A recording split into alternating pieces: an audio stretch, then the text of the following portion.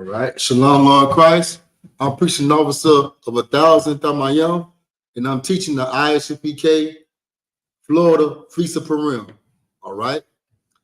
Today is Black and Brown history. It's our history, and it's very important that we learn about the Feast of Purim. Okay. Purim means lots. Pur means lot.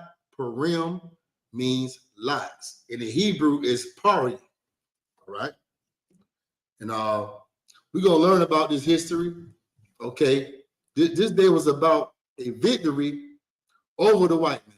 Okay. The white man tried to, exterminate us a long time ago in the Persian and Medes Empire. All right. He tried to commit Jewish genocide on us. All right. Get rid of us. And we're going to read about this sister named Esther, and her cousin, Mordecai, who, raised her as his own daughter. And we're going to also learn about King Xerxes and his wife, Vashti, right? Not mistaken, that's her name, Vashti. All right. We're going to learn about what happened back then. Believe it or not, the Feast of Purim is basically started with Vashti not obeying her husband. Okay. And it led to Esther coming into, being the queen and being, having some kind of authority in the Persian Empire and helping us get free, from that devil named Haman that tried to exterminate us. All right. So I'm going to get the scripture that's in the book of Esther. Book of Esther, chapter 1, verse 1. All right. Let me see what I got in the comment section. Okay. Shalom, Sister Shara Yaquar. Shalom, Yaquar, Big Jew, Yahawada. Shalom, Ra Amah. Shalom. All right. Give me 1 second. Okay. This is the book of Esther. Oh, I forgot about you too, Sister Salakia. Sister Ba Yana Bayamyan. All right. Fort Myers.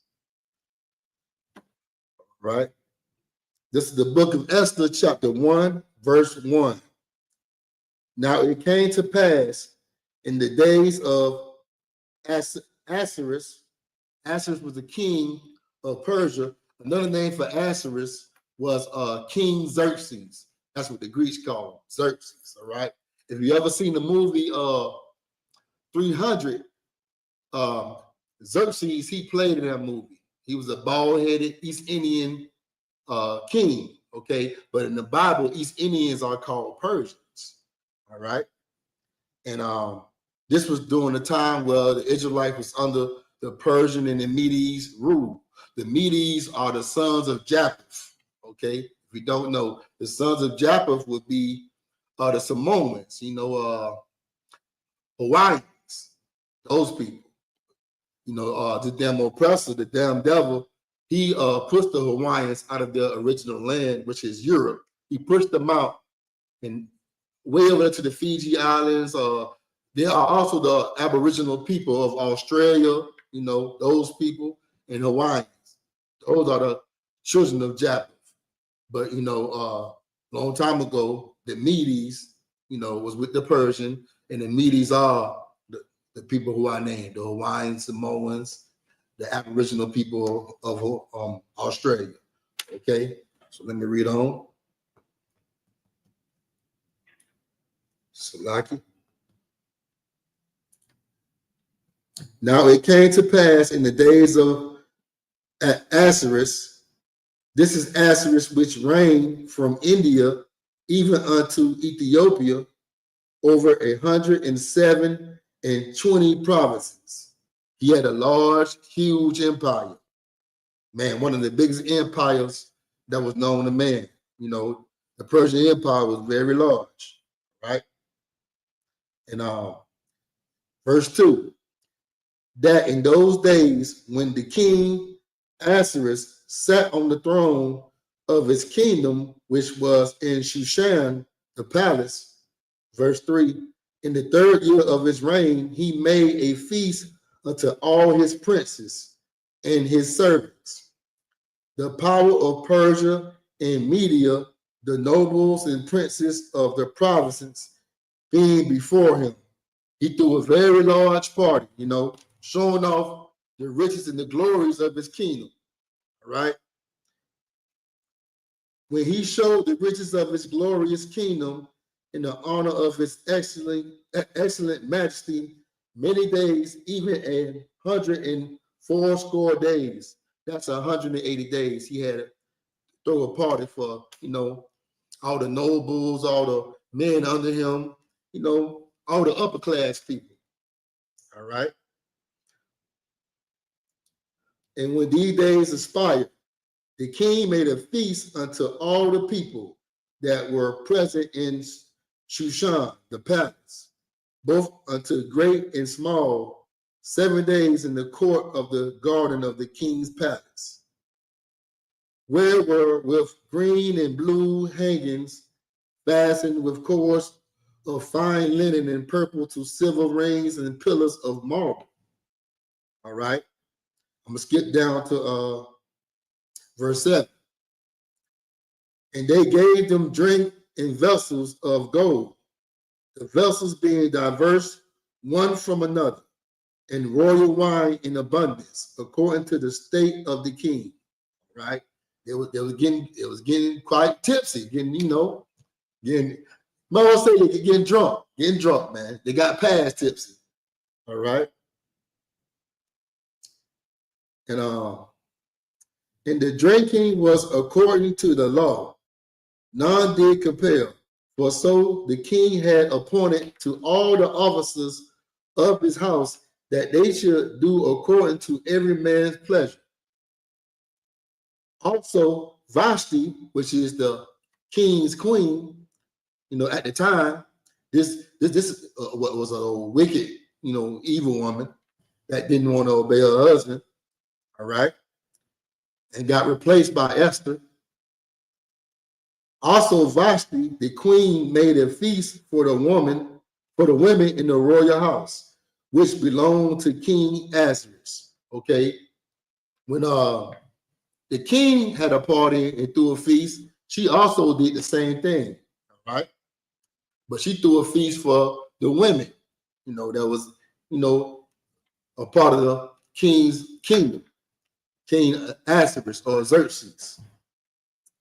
On the 7th day, when the heart of the king was merry with wine, he commanded Mehuman, Biztha, Harbona, Bigtha, and Abagatha, Zeptar, and Carcass, the 7 chamberlains that served in the presence of the Ahasuerus the king. Okay, these chamberlains are officers that serve the king. All right. And he called on to them to bring Vashti, to the party that he was throwing. All right.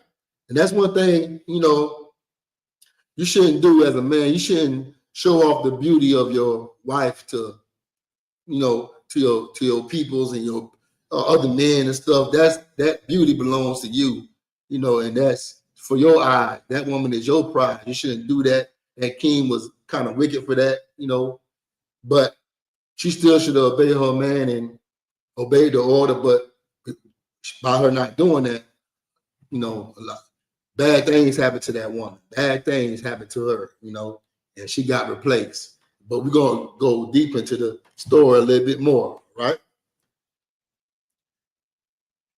And Carcass, the 7 chamberlains that served in the presence of Ahasuerus the king, to bring Vashti the queen before the king with the crown royal, to show the people and the princess her beauty, for she was fair to look on.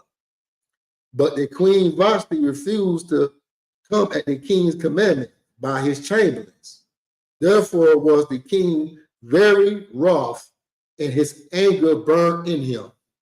No man like to be told by his woman, no, I'm not doing what you tell me to do. No man likes that. And that man was That king, he was, he was very angry. I'm just a regular man, I'm just a regular man and I don't like it. So imagine the king, that has all the power and the authority. Imagine the king being, told by his woman, I'm not obeying you. I'm not the hell with your order. I'm doing what I want to do. That's going to cause a domino effect in your kingdom when it comes to other women dealing with their husband. They're going to cause a major domino effect. And those women inside of the house with their husband going to rebel against their husbands because they see the queen doing that to the king. All right.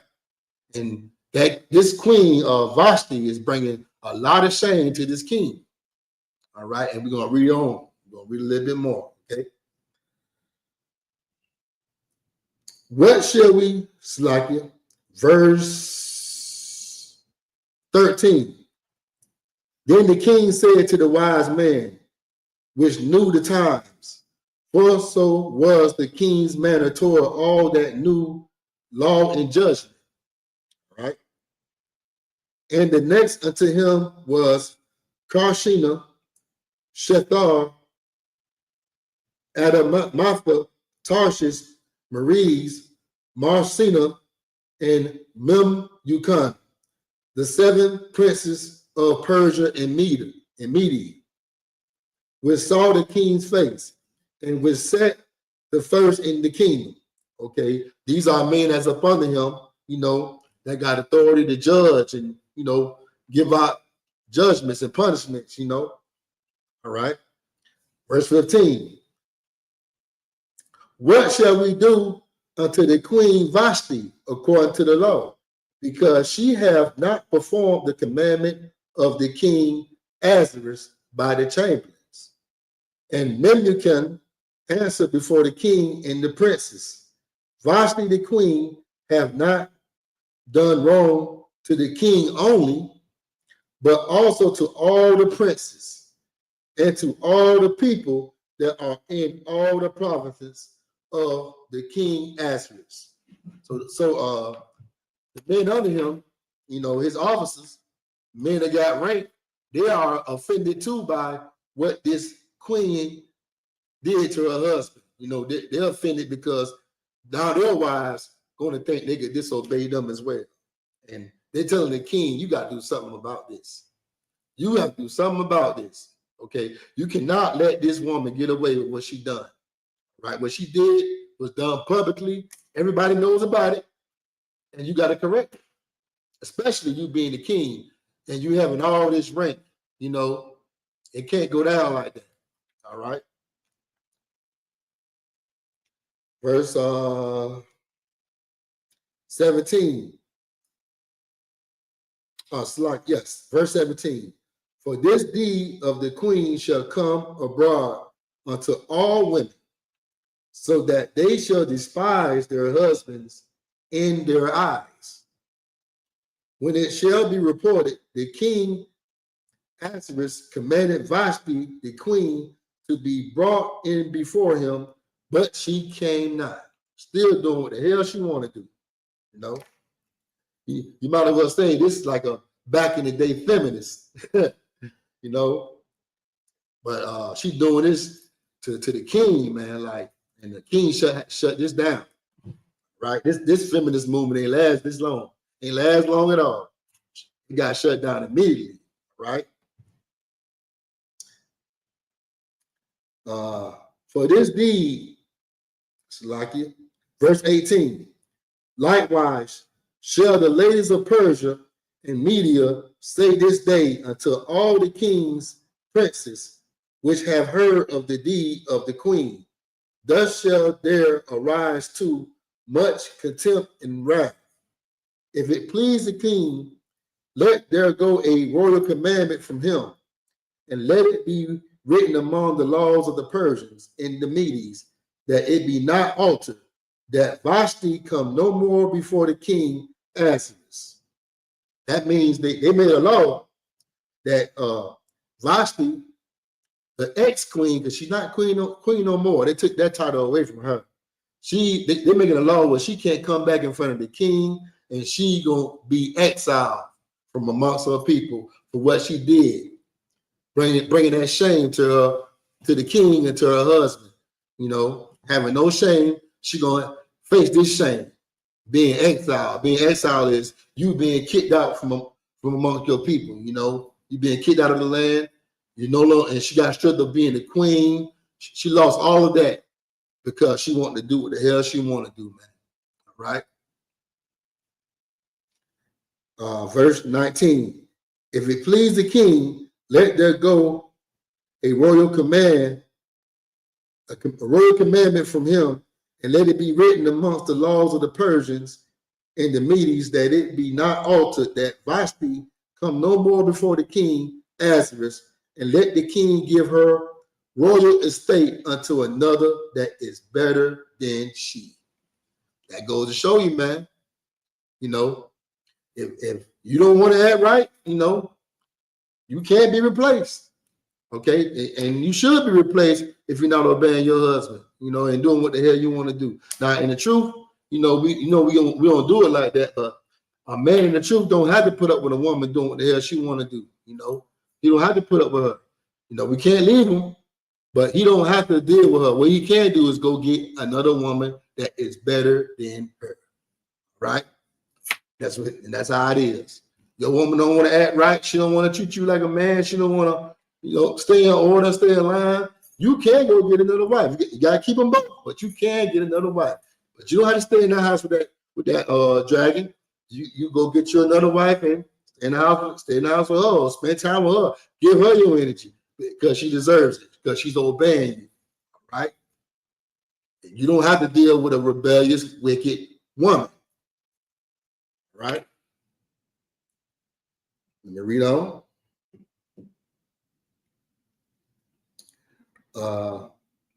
And when the king decree which he shall make shall be published throughout all his empire, for it is great. All the wives shall give to their husband honor, both to great and small. And the same pleased the king and the princes, and the king did according to the word of Memucan. For he sent letters unto all the king's provinces, and every province according to the writing thereof, and to every people after the language, that every man should bear rule in his own house, and that it should be published according to the language of every people. All right. We're going to go to verse 2. Now, y'all learn about what happened to Queen Vashti. You know, she got exiled, kicked out, and the king, he is planning to replace her. Somebody that's better than her. Somebody that's going to obey him and not bring him shame in front of all of his subjects of his kingdom, man. You know, all right. Esther, the book of Esther, chapter 2, verse 1. After these things, when the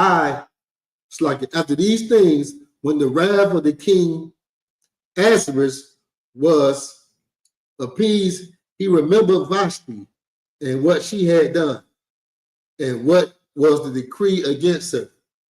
Then said the king's servants that ministered unto him, let there be fair young virgins sought for the king.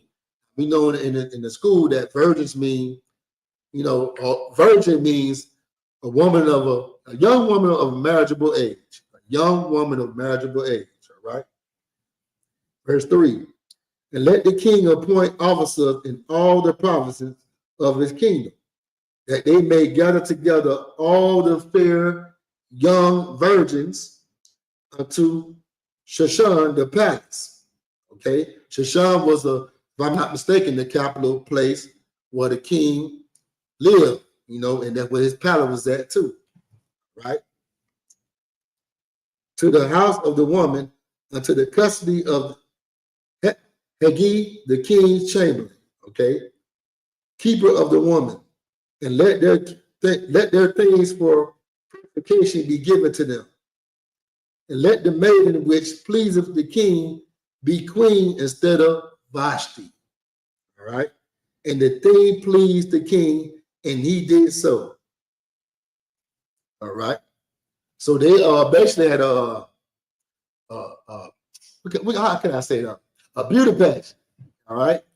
The king got to look at all the nice looking women of his kingdom, and he get to pick, which woman he want to replace Vashti with.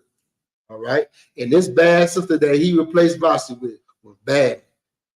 She was a sister, and it was Esther. All right. Verse 5. Now in Shushan, the palace, there was a certain Jew whose name was Mordecai, the son of Jair, the son of Shimei, the son of Kish, a Benjamite. All right. Now, Mordecai, he was a very important man, a very important Israelite. He was very known amongst his people. And right here you see that I just read his registry, read his lineage of who he come from. And Mordecai was very well known amongst the Jews, even amongst the heathens that he lived amongst. All right. Verse 6.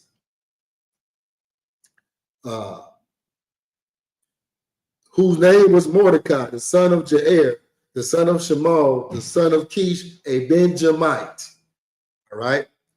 Who had been carried away from Jerusalem, which the captivity which had been carried away with Jeconiah, king of Judah, whom Nebuchadnezzar, the king of Babylon, had carried away. All right.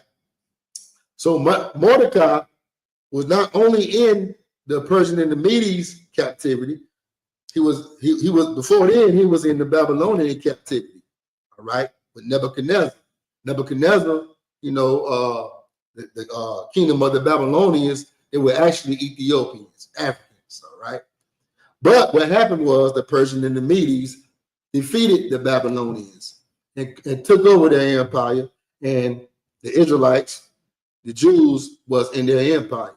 So whatever they had authority over and conquered and ruled over became a part of the Persian and the Medes empire. And Mordecai, he was known amongst the Babylonians, amongst the nobles. The things that he did in Babylon, they wanted him to do in Persia. Okay. Verse 7. And he brought up Hadash, that is Esther, his uncle's daughter. Okay, Esther was Mordecai's first cousin. Okay. For she had neither father nor mother, and the maid was fair and beautiful, whom Mordecai, when her father and mother were dead, took for his own daughter. Okay. So Mordecai took her in, after her parents deceased. And Esther is his first cousin. All right. Verse 8. So it came to pass when the king's commandment and his decree was heard, and when many maidens were gathered together unto Shushan the palace to the custody of Hegai, that Esther was brought also unto the king's house to the custody of Hegai, keeper of the women.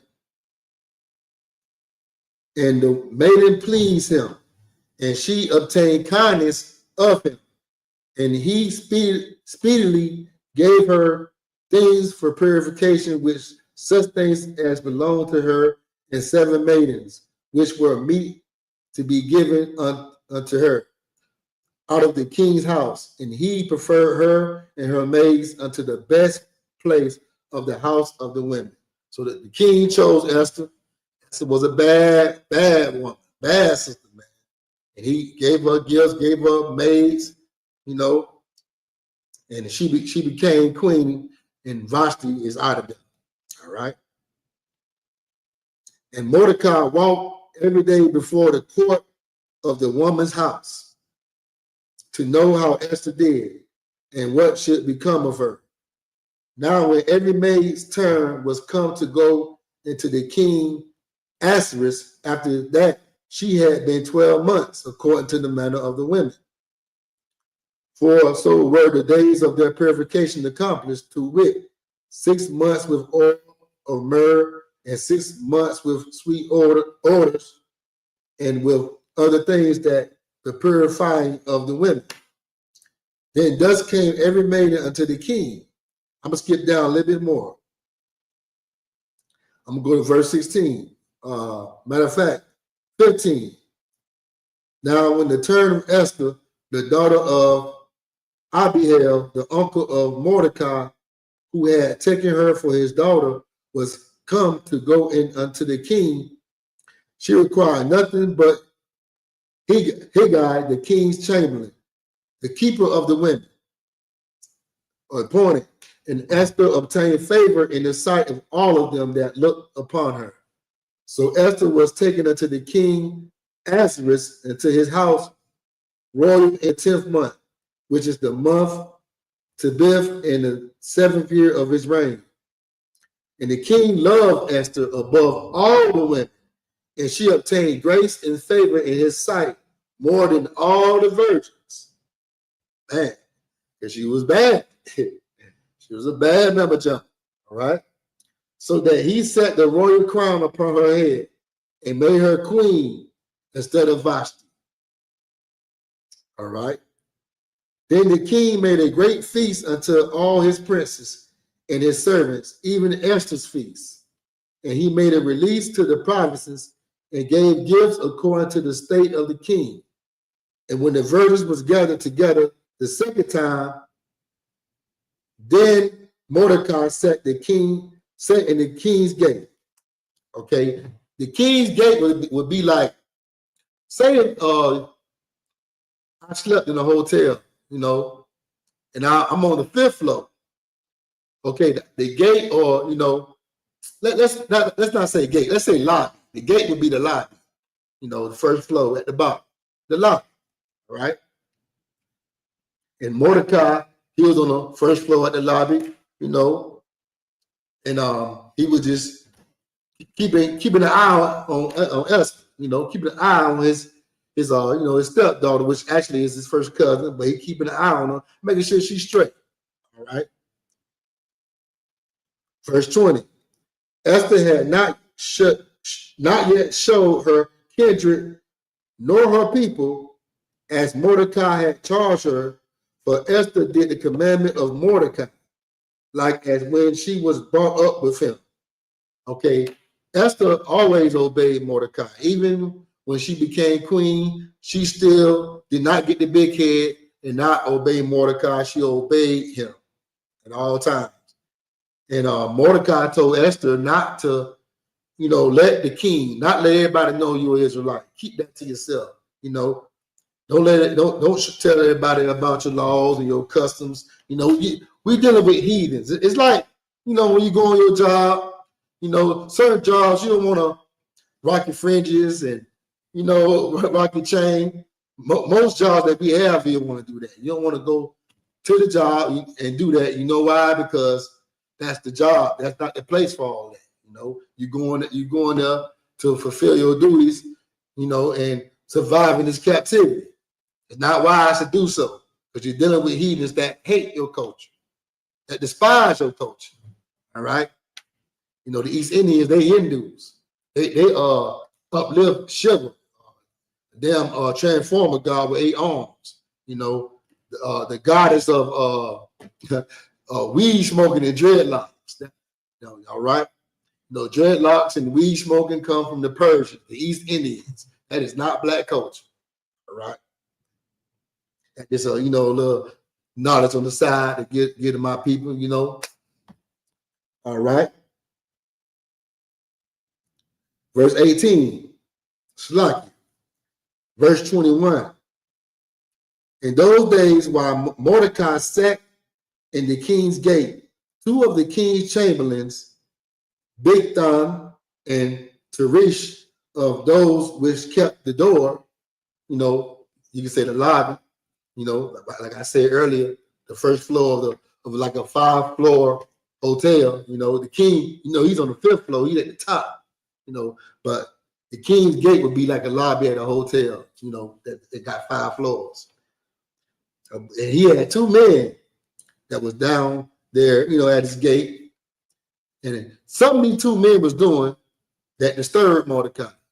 All right, I'm finna read about it. In those days, while Mordecai sat in the king's gate, 2 of the king's chamberlains, Bigthan and Teresh of those which kept the door were wroth and sought to lay hand on the king Ahasuerus. Okay, that means they wanted to assassinate the king. All right, verse 22. And the king was known, and the thing was known to Mordecai, who told it unto Esther the queen, and Esther certified the king thereof in Mordecai's name. So Esther would have told her husband, which is the king, that Mordecai told her that it's two men, that's your officers planning on assassinating you.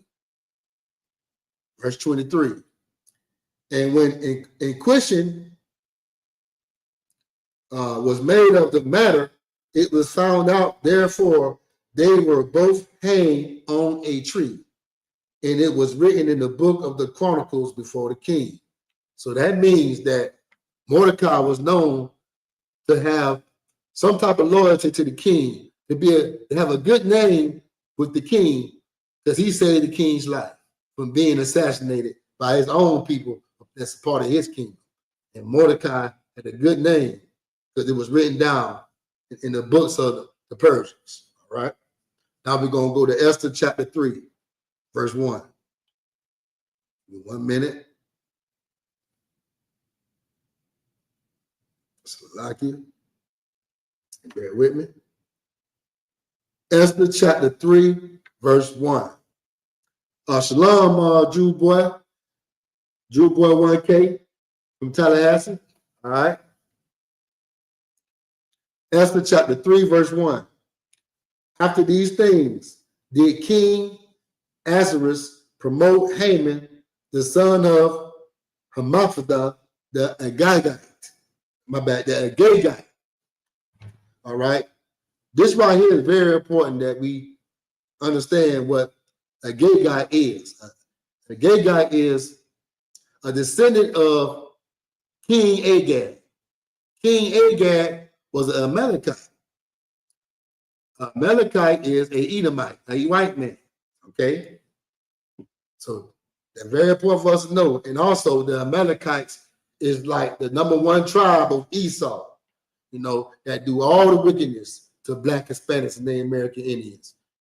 They are the people right now today that's claiming our identity. All right, that's got the biggest hand in Hollywood. Matter of fact, they own Hollywood. They own the Diamond District. Wherever they go, they cause trouble and chaos, especially against Black Hispanics and Native American Indians. All right, these are our #1 enemies on earth, and we're reading about how they was our enemy back then with this man named Haman. All right, Haman was a devil. He was not a part of the Persian Empire. He was a citizen. He was, how can I say it? He was a citizen, but he was not their people. But they treated him better. And we're going to see how the king treated him better. All right. Esther chapter 3, verse 1. After these things, did King Ahasuerus promote Haman, the son of Hammedatha, the Agagite, and advance him and set his seat above all the princes that were with him. That means he was second in command, and he was the king's right-hand man. All right? With nobody else in the kingdom above him but the king. He was like the same thing when Joseph was in Egypt. I don't know if y'all remember this. When Joseph was in Egypt, Joseph got, raised up to be second in command. The king made him his right-hand man. And this is what happened with Haman, the Edomite, the Amalekite, that they would be the fake Jew. All right. The Jewish man. All right. Verse 2. And all the king's servants that were in the king's gate bowed and reverenced Haman. I mean, everybody bowed and reverenced him. You know how the generals come in and we say, Allah Panya, everybody reverenced Haman. I'm going to read on. And all the king's servants that were in the king's gate bowed and reverenced Haman, for the king had so commanded concerning him. But Mordecai bowed not, nor did him reverence. Mordecai ain't show him no love, man, no reverence, no homage. You know, when he walked in, everybody else was like, what's going on? What's going on, sir? You know, what's going on? How you been doing, sir?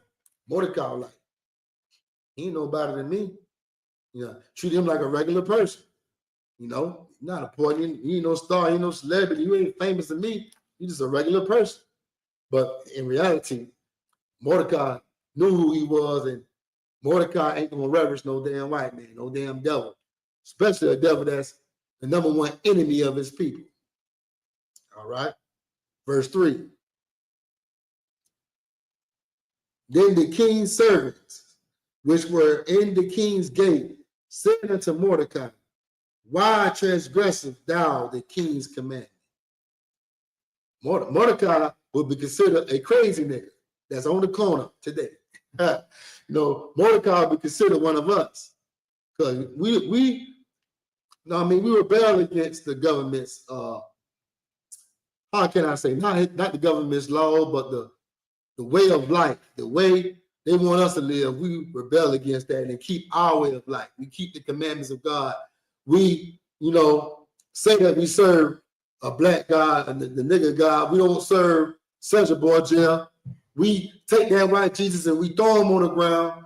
According to this earth, according to this world, we are weirdos. We are cult members. We everything in the book, you know, to them that's evil and wicked, you know. But according to God, they the other thing. They the opposite. They is what they call us. Okay, they are the wicked people on the earth. But you know what? We're not normal according to this world, and what Mordecai is doing right here is not normal to everybody that's around him. Like, why you can't be like everybody else and just celebrate Christmas? Why can't you just be like everybody else and celebrate Easter? You know, like just be a part of what's going on. You know, why can't you be like everybody else? Why you have to rebel? Mordecai was a soldier. You understand? Mordecai right now today will be rebelling against the goddamn Christian church. All right. Now it came to pass when they spake daily unto him, and he hearkened not unto them, that they told Haman to see whether Mordecai matter would stand, for he had told them that he was a Jew. Oh, man, you know this damn devil ain't like this. This damn devil ain't like that at all. All right. He found out that Mordecai was a nigga. You know these devils, they can't stand our guts, man. All right.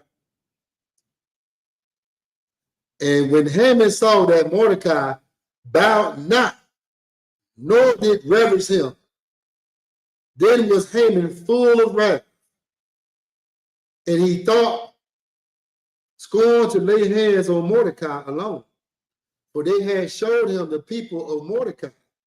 Wherefore Haman sought to destroy all the Jews that were throughout the whole kingdom of Ahasuerus, even the people of Mordecai. Now look at this. That's what them devils do. Okay? It was just only Mordecai that didn't bow down to him. Everybody else bowed down to this damn devil. But you know, with these devils, they're not satisfied with just one. They want to destroy the whole nation because these devils don't like us since the womb. Esau and Jacob were fighting in the belly of Rebekah, man. We always been fighting since the beginning of time, man. All right? And he didn't show his true colors.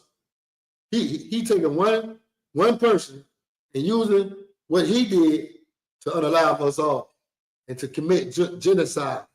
You know, that's what these devils do. Wherever they go, they try to get rid of everybody. They're not satisfied with just one person. All right? But most definitely with us. And, all right, let me read on. And verse 6, it's like, verse 7.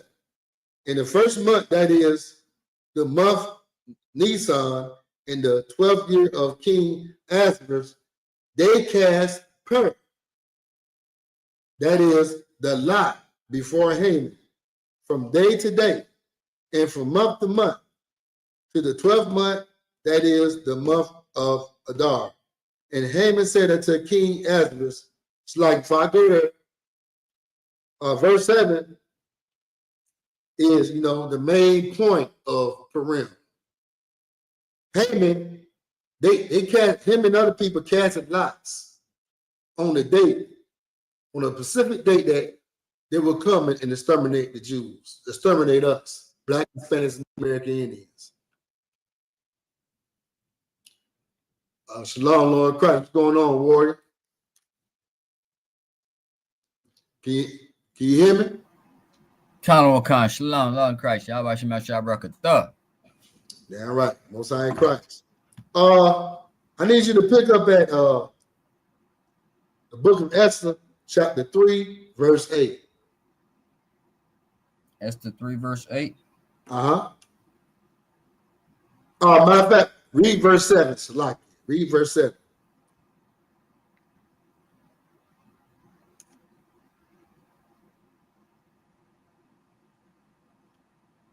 All right.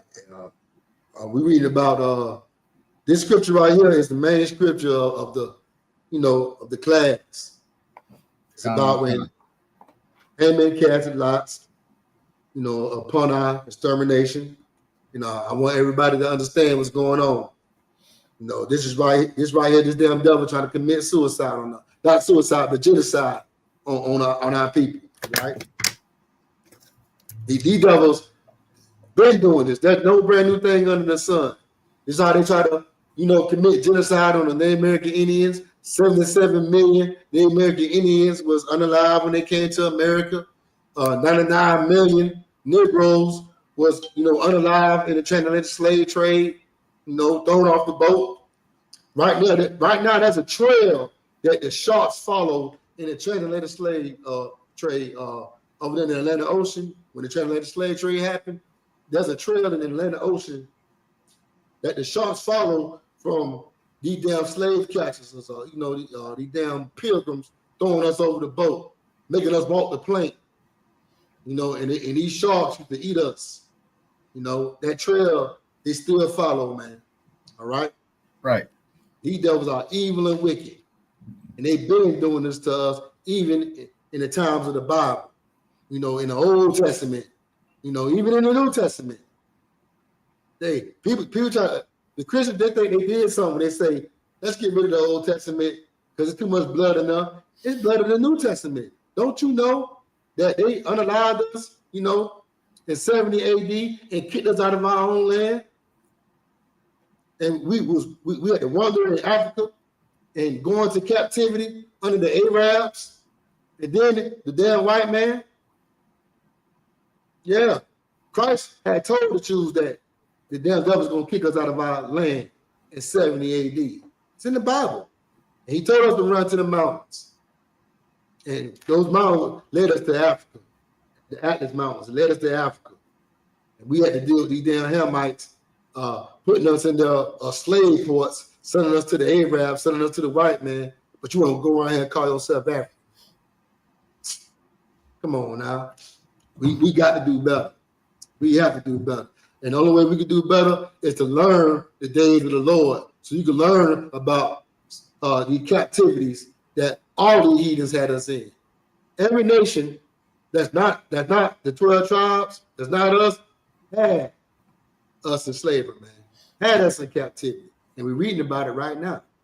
That East Indian, with that red dot, that working the 7-Elevens, that working Dunkin' Donuts, had us in slavery. Understand? Right. All right. Read on, warrior. That was Esther 3. You want me to start with 6? Yeah, go ahead. Esther 3, verse 6. No, read what was that? So like, I think he was reading 7. No, read verse 8. Read verse 8. Verse 8.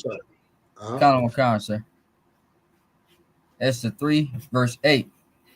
And Haman said unto King Haman, And Haman, the water, sir. Mm-hmm. And Haman said unto King Ahasuerus, Asterisk. Salakia, It's Ahasuerus, all good. there is a certain people scattered abroad and dispersed among the people in all the province of thy kingdom, and their laws are diverse from all people, neither keep they the king's law. Therefore, it is not for the king's profit to suffer them. So what is this damn devil doing right now? What is this devil Haman doing? Anybody that's in the comment section, type in your answer if you got it. Or you go ahead, call y'all if you got an answer. What is this devil Haman doing? What is he actually telling the king to do?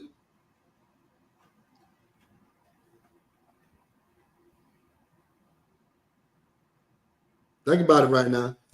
Read it again and read it slow. Colin Wakan, verse 8. And Haman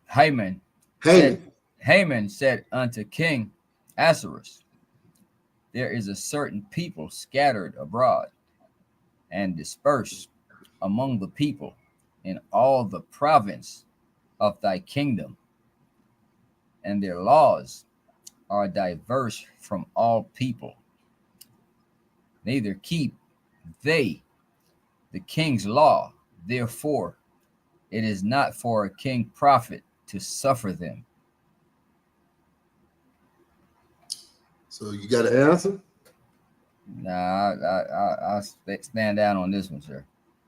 Okay. Instead of Haman being straight up with the king and saying, hey, there was this Jew named Mordecai that didn't bow down to me, and I want him to be unalive. I want him to get hung from a tree. Instead of saying that, he wanted to make look like he's not really that damn petty.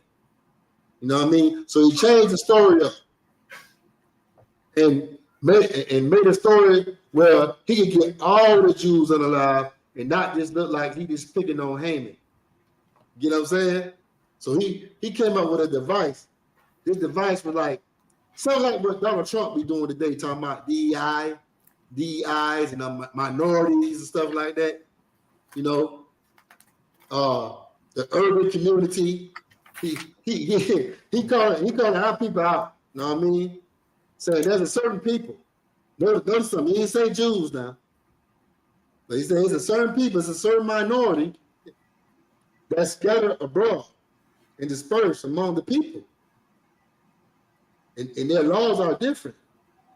And their laws, you know, it's like basically going to make them be against your laws, and you don't need to suffer them because these people ain't right. He basically saying that these people are not law-abiding citizens. They're thugs. They're super predators. You know what I'm saying? Just like what they're doing today. But guess what? These people keep the laws more than anybody else in their kingdom. Mordecai just didn't bow down to Haman, that's all. But Mordecai kept the laws of that place, man. He just don't bow down to white people. He don't bow down to devils. That's all. That Benjamite didn't play. That Benjamite like that. Damn you! I know who you are. You my enemy, the greatest enemy of all my people. No, I'm not bowing down to you. All right. But he lied on the Israelites and said that we are not law-abiding citizens. You know, and he should not suffer us. He should get rid of us. We are a problem. And the king gonna listen to his right-hand man, right? So listen to his right-hand man. But if he would have just went to the king and say, hey, Mordecai tried me. He ain't bow down to me. The king was like, man, you petty as hell, man. Come on. Yeah, they made him kind of make him look real small, you know what I mean? So instead of looking real small, he brought out another story and brought out all of us and saying that all of us is against the kingdom. All of us are thugs. All of us ain't nothing, you know. Yeah, you know, same thing what they doing right now today. All right. always giving us a bad name. Right? The devils were doing that back then. Right? It would never fail. That's how they always gonna be with us. Ain't nothing gonna change them. Read on. Khan, Esther 3, verse 9. If it please the king, let him be written that they may be destroyed. Go ahead. Khan, and I will pay 10,000 talents of silver to the hands of those that have the charge of the business. Yeah, he made the king become our enemy. No, by this false report. You know, you understand this is the same subtile beast that was in the Garden of Eden, man. The most subtile beast of the field. He was back then and still is today. Subtile just means sneaky. The real deceiving. Like, and these devils are real deceiving and tell so many lies, and they'll make a lie sound so sweet. And that's what that devil did right here, man. All right. But guess what? This damn devil right here, he casting lots on us. Casting lots means rolling the dice, shaking the dice. But guess what? He crapped out. Yeah, he crapped out. And there's scriptures in the Bible that proves what casting lots are, rolling dice. Let's get give me that scripture I sent to you, Kayal, and Luke. It's lucky. It's in the book of Luke, I think, chapter 32. You want me to put Luke chapter 32 or? Yeah, give me that. No, it's Luke chapter 23, verse 34.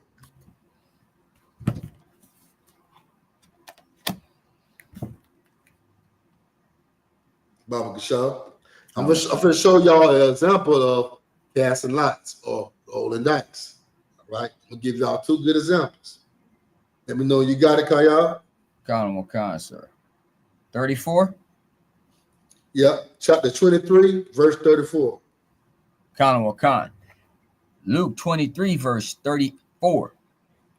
Then said Jesus, Father. Yahushua. Yahushua. Father, forgive them, for they know not what they do. And they parted his remnant and cast lots. His raiment. And cast lots. The water. And they parted his raiment and cast lots. These damn Roman soldiers, the damn Edomites, they parted Christ's garment, ripped it apart into pieces, and they start shaking dice, rolling dice, gambling over his clothes, over his raiment. They were gambling. You want this. I mean, there's all kind of ways. I mean, that you can roll, dice and play for money, play for, just for sport. Play for clothes. Right here, they're playing for Christ's clothes. I mean, his raiment, his garment. All right. While he was hanging on the cross, these damn dirty, stinking devils was gambling over his clothes that they ripped off of him, man. These same damn devils had pierced Christ in his side too when he was on the cross. And Christ said, when I come back out that sky, them same people gonna see me. That's how you know reincarnation is real. A lot of these damn devils say, I ain't had you in slavery. And that wasn't me. You are your forefathers. It was you. And when Christ come back, he's gonna make all of y'all pay. Right? The Bible said, prepare slaughter for their children. Why? Because their children are their forefathers. All right? Ain't no getting away. Right? Give me the next scripture, warrior. The book of Jonah. Okay, we're going to read about Jonah. He was on the boat. All right? And I'm going to give y'all another good example of rolling dice or casting lots. Right now today is Purim or Purim. Pur is lot or dice. Purim is lots or dices. More than one dice. Purim. But go ahead. Salakia, sir. I didn't go to what you sent me. You know what verse on Jonah? Jonah chapter 1, verse 6. Sir. Jonah chapter 1, verse 6. Now, before you read, this is about Jonah. He was supposed to go prophesy to the people of Nineveh, which was Israelites that was in Nineveh, and tell them to repent, to change their ways and come back and serve the Most High. But Jonah ran away from his responsibility and was on this ship, right? And there was a storm. And we're going to read about what happened with Jonah and the rest of the people that's on this ship. Read. Jonah 1, verse 6. So the shipmaster came to him and said unto him, What meanest thou, O sleeper? Arise, call up thy God. Call upon thy God. Call upon thy God. If so be that God will think upon us, that we perish not. Okay, because that storm was, messing that boat up, man. God was angry with Jonah. All right, read on. And they said, every one to his fellow, Come, and let us cast lots. Come, let us roll dice. Go ahead. That we may know for whose cause this evil is upon us. So they cast lots, and the lot fell upon Jonah. All right. Now, that right now we roll dice, for money. But back then, rolling dice could be spiritual as well. It could be spiritual. And, a lot of times they roll dice, and back then, and they roll dice on the matter, on the judgment. And, in this story, it rolled on Jonah, and the Lord was not with Jonah this day because of what he did. He disobeyed his orders. Read on. Then they said unto him, Tell us, we pray thee, for whose cause this evil is upon us. Mm-hmm. What is thine occupation? And whence cometh thou? What is thy country? We drop that. We can drop that. Let's go back to the book of Esther, Baba Kashaw. Let's go to Esther. I think it was in chapter 3 or chapter 2. 3, stop at, I think, 9. That's 3 now. Okay, go ahead. Esther 3, verse 9. If it please the king, let it be written that they may be destroyed. And I will pay 10,000 talents of silver to the hands of those that have the charge of the business. Oh, bring it into the king's treasury. So this devil is putting money on our head, like making sure people come and unalive us, man. Making sure of it. Making sure it get done. Now, you got some Israelites that's not they ain't gonna claim that they're Israelites right now. And you got some that gonna die like a soldier and say, I'm Israelite. This is what was going on. So some of us had to blend in with the Persians, and some of us ain't gonna blend in. Some of us better just die like a soldier. All right, before they bow down to this damn devil. All right, read on. And the king took his ring from his hand and gave it unto Haman, the son of Hamadatha. I say that. The Agagites, the Jews' enemy. The what? The Jews' enemies. Read that from the top again. Sir.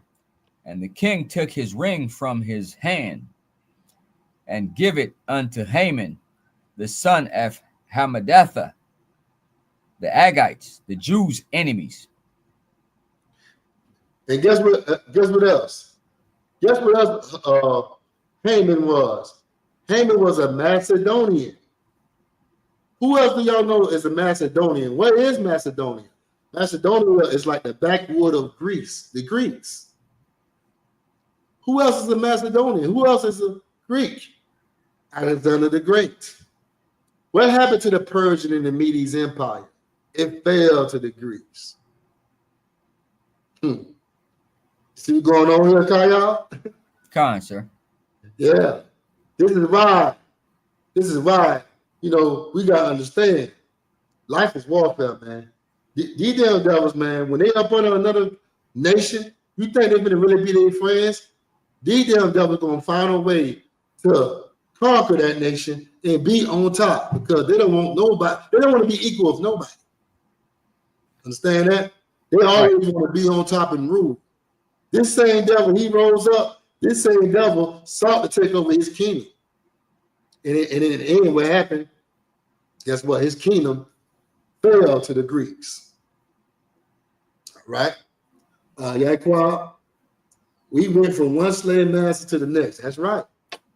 That's right, man. What happened? You had the Assyrian captivity, the Babylonian captivity, Persian and the Medes, the Greeks, the Romans, and the Roman Empire fell. It came up under the Dark Ages. The Roman Empire came back. That head had healed. It came back as America. Understand? Came back as America. And it was so important that when God told us to get rid of the Amalekites, we should have did it. Who was supposed to get rid of the Amalekites, Kayal?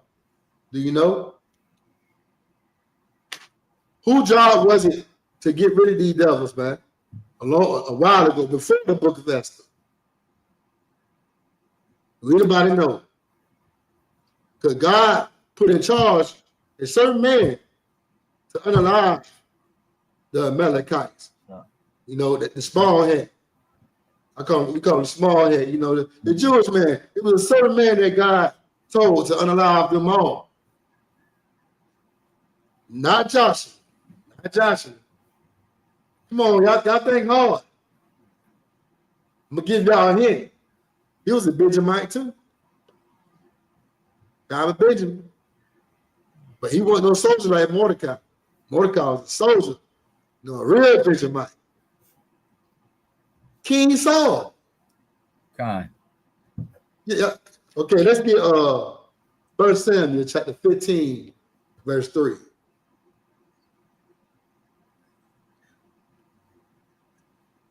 You got it? Con, sir. Yeah, matter of fact, give me 1 Samuel chapter 15, verse 1. Con. 1 Samuel 15, verse 1. Mm-hmm. Samuel also said unto Saul, the Lord sent me to anoint thee to be king over his people, over Israel. Mm-hmm. Now therefore, hearken thou unto the voice of the word of the Lord. Thus saith the Lord of hosts, I remember that which Amalek did to Israel, how he laid wait for him in the way when he came up from Egypt. When did this happen? Do anybody know? This happened come on now. This happened when did Amalek attack us? In the wilderness, when we got free from Egypt. They was one of the first people that attacked us. These damn Edomites. While we was in the wilderness. Let's get Exodus chapter 17, verse 8. All right. God said, I remember what Amalek did to the children of Israel in the wilderness. That's right. Yaquan put it in. This just came in a little late. Yeah, right, warrior. All right. So let me know you got Exodus chapter 17, verse 8. Baba Kashaw. Khan, sir. Exodus 17, verse 8. Then came Amalek and fought with Israel in Rehodim. Mm-hmm. And Moses said unto Joshua, choose us out men, and go out, fight with Amalek. Tomorrow I will stand on the top of the hill with the rod of Yahweh in my hand. Uh-huh. So Joshua did as Moses had said to him, and fought with Amalek. And Moses, Aaron, and Hur went up to the top of the hill. Read on. Wakan, sir. And it came to pass, when Moses held up his hand, that Israel prevailed. Uh-huh. And when he let down his hand, Amalek prevailed. So what happened right here? When Moses held up his hand, Israel prevailed in the war. But when Moses' hand went down, the Amalekites, the people of Haman, the Jewish man, they prevailed. What it means by they prevailed? Salakia, sir. Go ahead. It was winning the war. Yeah. At first, Israel was winning the war when Moses had his hand up, or when Moses' hand fell, they started losing. Why did Moses' hand fall?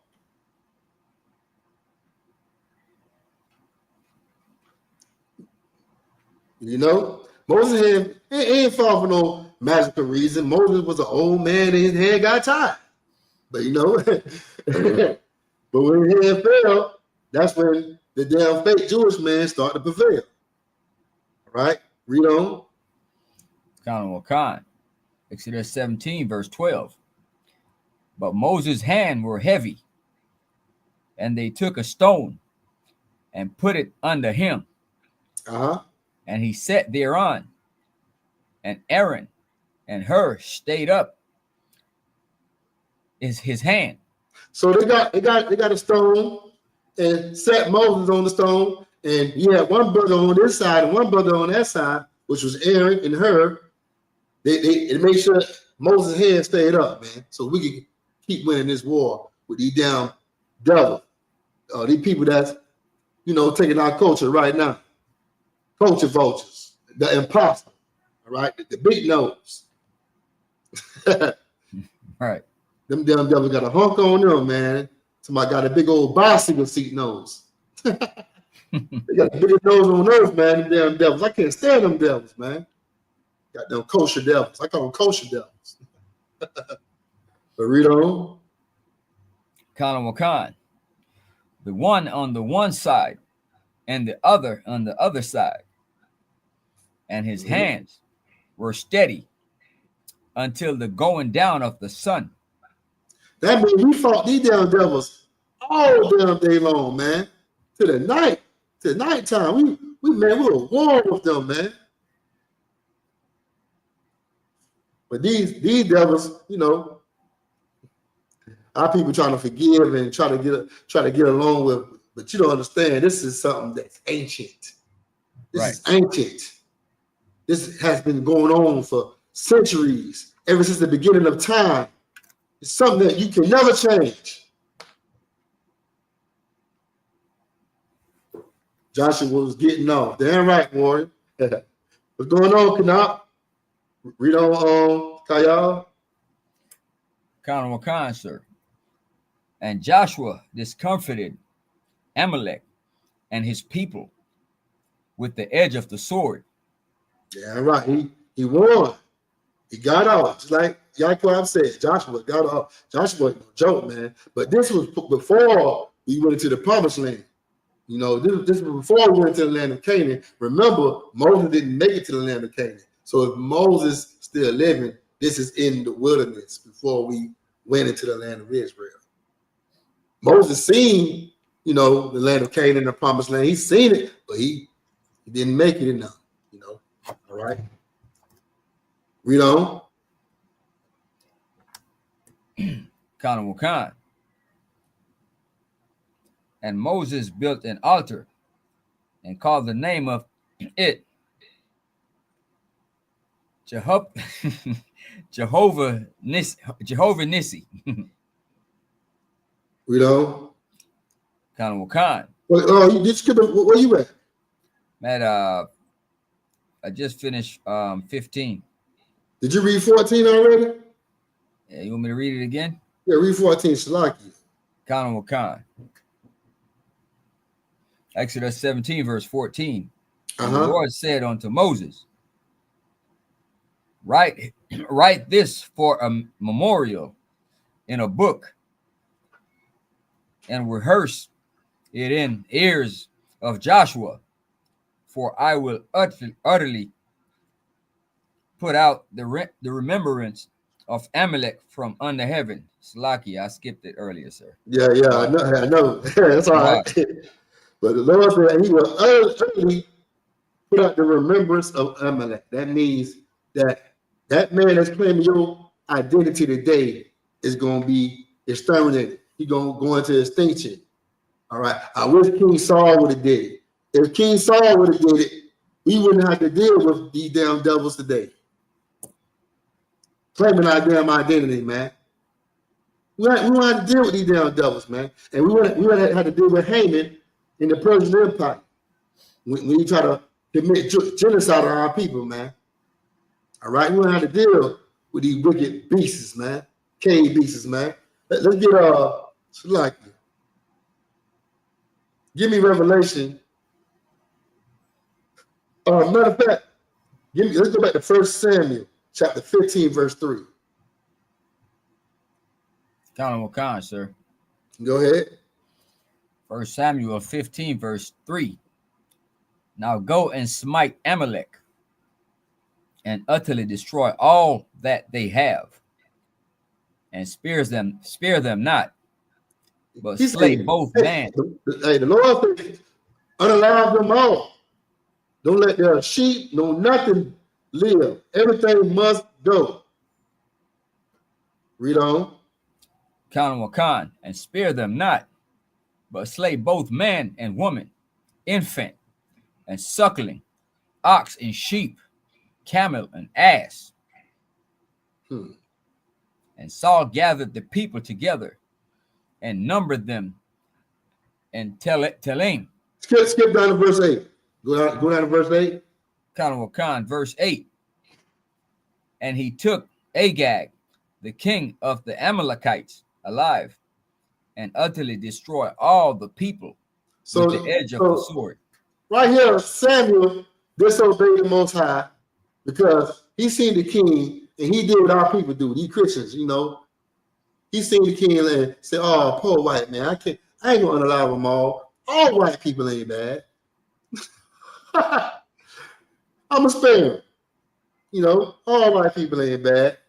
King Saul shouldn't did that, man. King Saul should have obeyed the order and unalive them all. But not just that, he didn't spare the king, he spared the sheep and everything else God told him not to spare. Why? Because King Saul is greedy. Greedy man. Just like your pastor. Your pastor is so damn greedy, he was willing to sell you out to have his own damn heaven, and have that $65 million jet, to have that big old mega church. He was to sell you out and never tell you that you are the true children of Israel, man. He better keep calling you a damn African American and have you around here lost in the sauce, man. So he can have his heaven because the oppressor gonna make sure he's straight because he's doing the agenda of America. And the agenda of America is to make sure Negroes never find out who the hell they are. Because if you don't know who the hell you are, you don't know where the hell you going, man. All right? That's why it was so important that King Saul should have unalived all of them damn Amalekites, man. Because we would be better off today. All right? Read on. Khan, sir. But Saul and the people spared Agag and the best of the sheep and of the oxen and of the fatlings and the lambs and all that was good, and would not utterly destroy them, but everything that was vile and refused, that they destroyed utterly. Yeah, King Saul was a greedy king, man. All right, That's why it's so important that we make sure we put men of the Lord in charge and not men that, you know, that's all about themselves. You know, that only thinking about they're in heaven right now. That's what King Saul did right here. He thinking about his heaven right now. Right? Right. So give me Revelations 2 and 9 about Gasham. Khan, sir. Mm-hmm.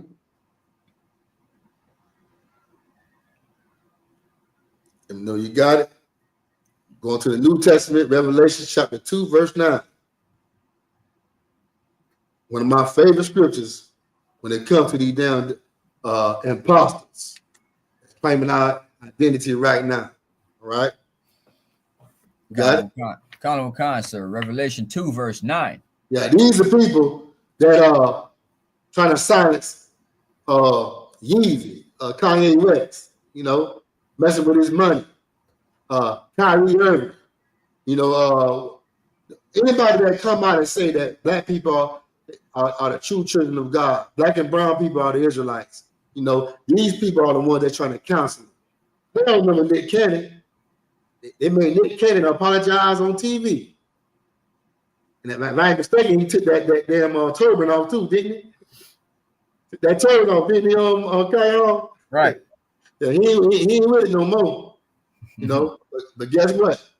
Us in the ISBK, I ain't taking my meat off my headpiece off. I prefer to go out like a soldier before I do that. Salaki. Go ahead, warrior. And I'm not tucking in my Maganda Hodan either. Yeah, none of that.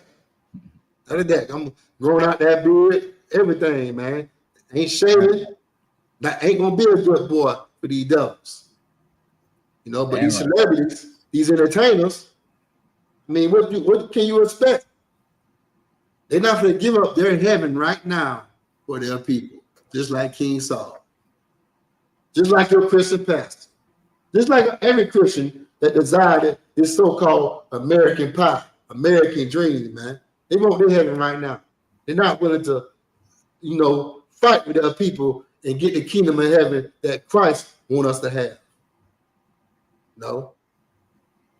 But read on. Khan, sir. Revelation 2, verse 9. I know thy works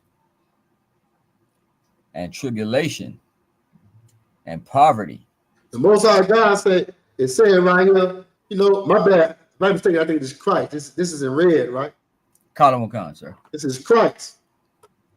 Anytime you see anything written in red in the Bible, that's Christ talking. And Christ said, tell him, you know, John the Revelator later on out of Patmos that I know thy works and tribulations and poverty. He talking to the Israelites, the Jews, saying he know what we're going through. He know our poverty and the hell that we go through on this earth. But you rich. Why? Because you're a Jew by blood. We are Jews by blood. We're not Jewish, and we ain't converted to being a Jew when during the Holy Crusades, because that would happen. You know, these Khazar babies, there was a Khazaria, and you had the Holy Wars, the Christian Wars, I think we called the Christian Crusades, and they came to Khazaria and told them, what are you, Islam or Christian? Back then, you had to choose two sides. You know, these devils, they always been slick and crafty. And they said, okay, we gonna claim Judaism. You know, I mean, we're Jewish. We're not neither. You know, they always been slick and crafty. But they wiggle their way out of that. They wiggle their way out of being unalive in the Christian Crusades. You know, when they were going from city to country, in this state, in this continent, going over the whole world conquering. Either you're going to be a Christian or you're going to be Islam. That's what they were doing back then, right? And that's why a lot of our people, either they're Christian right now or they Muslim, you know? And it wasn't by choice. It was by force. Christianity is a bloody religion, just like Islam is a bloody religion, okay? But when it comes to the biggest hate group or the biggest hate organization I ever seen, it is the Christian church. Right. All right. Okay. When you hear about the KKK, understand this: the KKK were crosses. Why? Because the KKK are Christians. What group you can name that's more hateful than them? There's none. All right. But read that scripture, boy. Count on sir. Revelation 2, verse 9 from the top. I know thy works and tribulation and poverty, but thou art rich. And I know the blasphemy of them which say they are Jews and are not, but are the synagogue of Satan. Okay. What do the synagogue of Satan mean? Do anybody know? Type your answer in the comment section. Call y'all if you know, go ahead. But what do the synagogue of Satan means? Salakia, sir, would that be chief house? All right. And what do it mean by the chief house?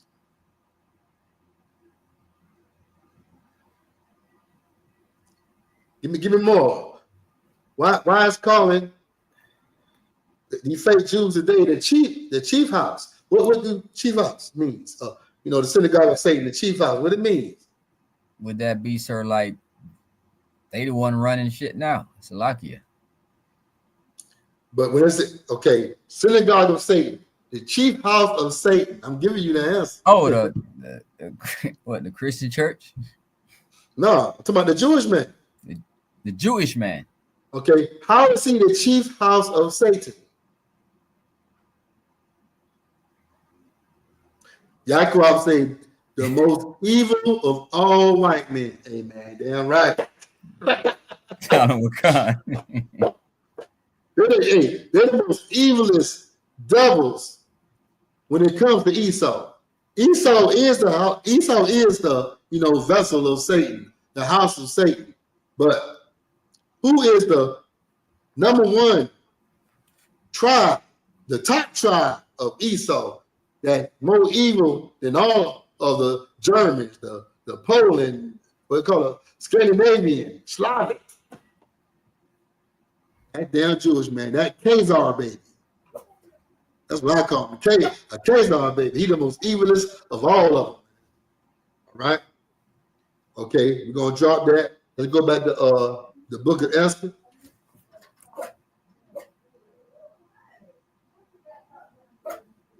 Count on Wakan, sir. Mm-hmm.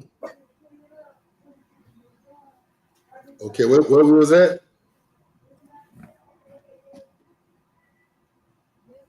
Book of Esther, I think we could pick up back at what, 9 or 10? For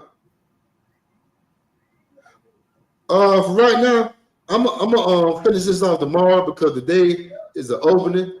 Tomorrow I'm gonna be doing the closing. All right, so I'm gonna pick up where I left off at tomorrow at the closing. All right, but I just want to teach y'all about the beginning, and like some in the middle of the Feast of Purim. We're gonna finish out with what happened to this damn devil Haman, and what happened to Esther and Haman, and the ending of the story. But today we learned the beginning, but we're gonna learn the end, which was a glorious end tomorrow. All right. So with that, do we got any questions or you got anything else to say, Kayal? Slakia, Toab, sir.